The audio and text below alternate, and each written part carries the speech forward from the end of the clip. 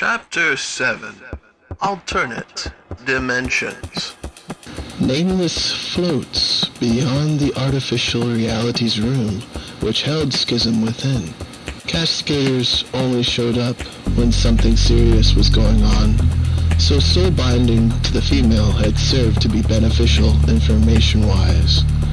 He had never seen a castigator taken over like that before, nor seen an artificial reality so flawless as the one Schism found herself in. Where had this technology come from that could take over a castigator's network defenses? The mecha technology was supposed to be unhackable. He watched as Schism attempted to escape the artificial reality in various curious and amazing ways. He had heard of her in the past, but never met her himself. Schism turns her head to stare into the wall where Nameless was floating beyond. Nameless's non-existent brow furrows. There was no way she could perceive him in the between dimension. Entity I perceive, do you harbor good or evil will towards I? Schism asks in Nameless's direction. Can you truly see me? Nameless asks, incredulous. No, I am unable to see you, but your magic is far more ancient than the rest of this energy. Are you also trapped within this place? Schism inquires. Nameless floats into the room from the betwixt state and unbinds the soulbind. Schism narrows her eyes at the entity whose face she cannot see. Who or what are you? Schism asks. I've never met one of your kind before. I am Nameless. I happened to be in the same bar as you when the castigator appeared. I grew curious, and well, followed you out of sight. Schism frowns, crossing her arms. You don't have a name, and truly expect me to believe no ulterior motive either? Not exactly helping the trust factor in this situation. I find it better not to trust anything anyway, as free-willed beings are always shifting in life, and you never know which stage they are performing upon.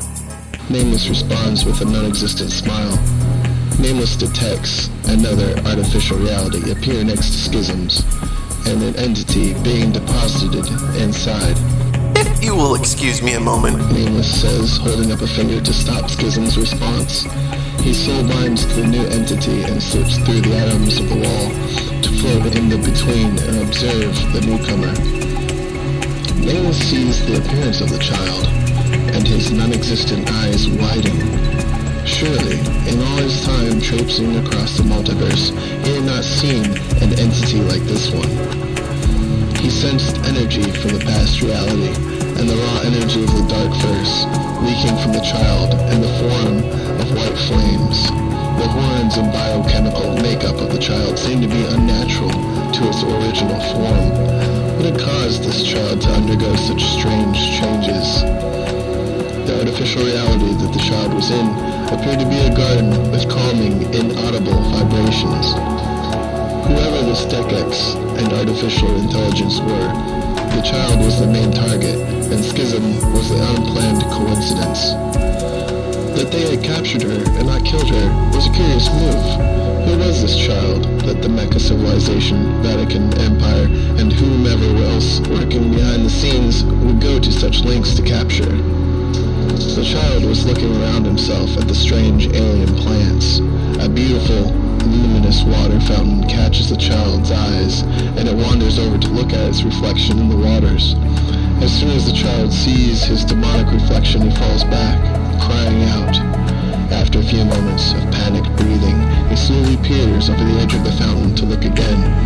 Hesitantly, he brings his fingers up to his face to touch and confirm that it is his reflection, sliding his fingertips up to the horns jutting out of his head. The fire did not feel hot to him, nor did it burn his hands or hair. The white pentagrams in his purple eyes seemed to rotate in a slow but constant motion. In his time growing up in his father's mansion, before a rival family had slaughtered them and burned it to the ground, never had he had such an appearance. The child begins crying, tears of blood, emotions overwhelming him. The white fire spreads over his body, suddenly exploding outwards in incinerating the plants and watering around him as he screams. Nameless didn't normally get shocked or surprised that easily, but this was definitely one of those occasions.